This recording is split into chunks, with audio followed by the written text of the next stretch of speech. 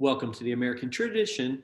This is Friday, December the 11th, our Blitzkrieg weekly roundup in the news, where we tell you about the stories that you should know about. Let's start out here in the beginning with a story from the Irish Times, but actually occurs in Singapore.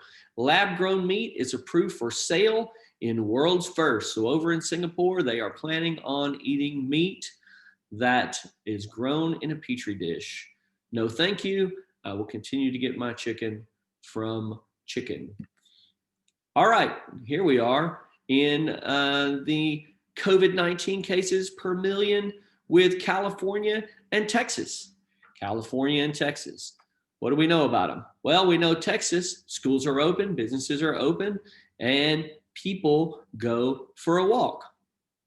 In California, not so much. Yet we can follow the line. This is Texas with a few more cases, but now below the California line, while California follows much the same course, yet they have almost no freedom thanks to the good Gavin Newsom. Speaking of Gavin Newsom, let's jump a couple of stories. Gavin Newsom's team is increasingly concerned as a recall effort gains traction. There's a recall effort ongoing in the state of California, where they need to get by March 17, basically 5 million signatures, but they already have 800,000. So here's the pull-in for Gavin Newsom to be recalled.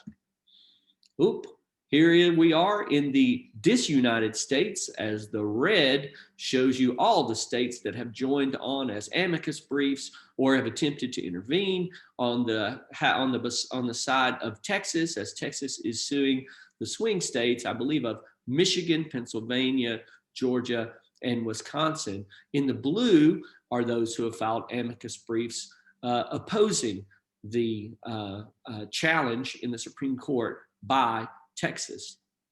Does Texas have a case? Well, it is on the Supreme Court docket. It doesn't mean that they're going to hear it, but there's a good chance they will hear it, especially as there needs to be some declaration on this. Now, does Texas have a case? Well, in my opinion, they do have a case, because all the changes in election law that were made in those 4 states were made either by a court or by their executive through executive order, or by low-level bureaucrats, when the Constitution clearly gives control of elections to state legislatures. Can executives or judiciaries or bureaucrats make those changes? Not according to the Constitution, but we will see what the Supreme Court has to say about it, and that very soon, I expect. Look here, we've got a Texas lawmaker who is filing a bill for, you guessed it, secession. All right, Texas lawmakers file a bill calling for a vote on secession from the U.S. with a map that looks like this. No wonder. We've already looked at Gavin Newsom. Gavin Newsom's in trouble. Let's poke a little fun at Newsom. And the Babylon Bee Sting of the Week does that for us. Newsom issues double stay-at-home order, where you have to stay in a smaller house inside your original house. I thought that was hilarious, and that we needed to take a look at the Babylon Bee, poking a little stick in the eye of Gavin Newsom, who likes to go out and eat at very, very expensive places while he makes his plebes stay at home. We don't have a story on this, but Hunter Biden this week becomes hunted.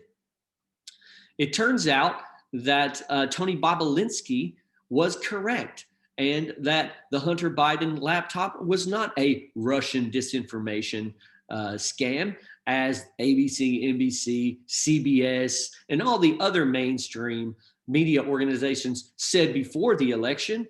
Now you have the Delaware Attorney General is looking into it. You have the FBI actually looking into it, and he was under a really investigation all along. Shame on the mainstream media for intervening in an election in the US for president, because that is precisely what ignoring a story like that or if you're NPR saying you're not going to investigate it because it is not worth investigating because it's not a real story. Yet now you are investigating it because it was always a real story. So here's to the mainstream media again, a bunch of useless people who I'm not sure why anyone advertises on their sites. It has become ridiculous. Speaking of things that are ridiculous, let's go all the way back. This is a story run by the Gateway Pundit just the other day. Dateline, December 9th. Huge. After 4 years of stonewalling, corrupt FBI finally admits they are holding Seth Rich's laptop. Who is Seth Rich, you might ask? Well, Seth Rich was a DNC staffer who was gunned down in the streets of Washington, D.C., shot, I think, 4 times in the back, if memory serves, and nothing was taken. Now, there is a lot of speculation that Seth Rich is actually the man originally behind the hacked emails from the DNC. And there is also other information. I believe you can look up, I believe Kim.com ran the numbers on this to show that the emails were likely not hacked at all from the DNC through the internet, but likely downloaded onto a thumb drive by an internal source. And many people believe Seth Rich to be that internal source. Actually, WikiLeaks, the best I remember working from memory here, they actually offered a reward for who could find Seth Rich's murderer because they thought it was very important. And there's been other times in which Julian Assange, before his untimely arrest and being held as a political prisoner in the United States for actually doing journalism, something the mainstream media does not do anymore, he left many hints through his Twitter accounts and other places that Seth Rich was likely the source. Let's close today with a call. President Trump, it's highly likely, sir, that you will leave office very soon.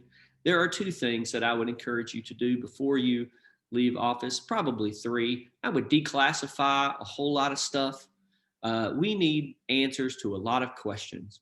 And I would declassify all of that Russian collusion business and let the American people decide for ourselves whether or not there was any Russian collusion, and also decide for ourselves whether or not James Comey and Peter Strzok and Lisa Page and these other yahoos who were corrupt and partisan at the top of the FBI and many at the top of the DOJ need to be prosecuted for wasting our time and our money. So that's one thing. The other 2 things I would add is this. You should pardon Julian Assange. Julian Assange did journalism. That's what he was guilty of. And in the United States, we should not be holding political prisoners. Finally, Edward Snowden. Pardon Edward Snowden.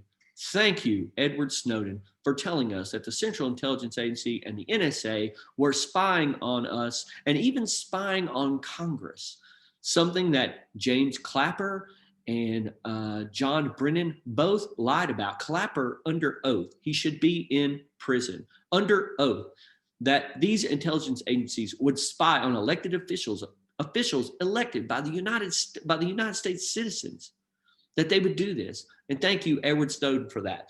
And for those who would say, well, Edward Snowden shouldn't have done that. He put our means and our operatives at risk on the ground in other nations. This is my response. Let's say you are a bank robber, and a bank robber goes into the bank and he holds it up. And in the meantime, the teller pushes the button underneath the table. The police show up.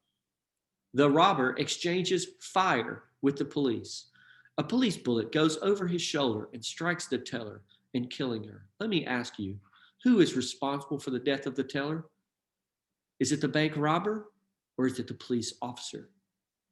Sir, it is the bank robber who is responsible, for they are the ones in violation of the law. If means were compromised, if people were compromised, it is the fault of the intelligence agencies for violating the trust of the United States citizens. And that is who is at fault, if there was anyone at fault in that. Sir, pardon Edward Snowden. Bring him home. These people should be hailed as heroes because they are true whistleblowers, not like these people that Adam Schiff line up under the cover of night. That's pretty much all for today.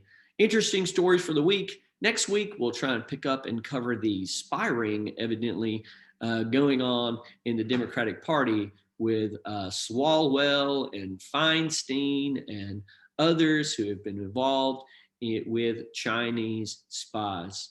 Not to mention those two, I believe it was Iranian brothers who were running the DNC internet systems, their internal systems on the internet, who were prosecuted, and one of their wives fled the country. Perhaps you guys don't even know about that. Maybe we'll cover that in next week's weekly roundup. Have a great day, enjoy your week, and God bless.